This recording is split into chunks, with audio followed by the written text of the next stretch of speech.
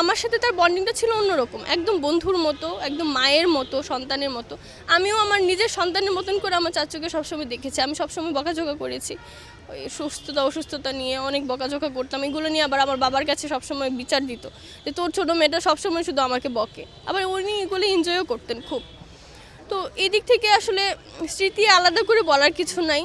আমার চাচ্চুর সাথে আমার জীবনটা, মানে আমার মনে হচ্ছে যে যদি চাচ্চু না থাকে হয়তো আমি আর এই পৃথিবীতে আছি কিনা আমি এটা ফিল করতে পারছি না। আমার একটু পরপরই আমি এরকম মনে হচ্ছে যে সব কিছুই হয়তো ভুল।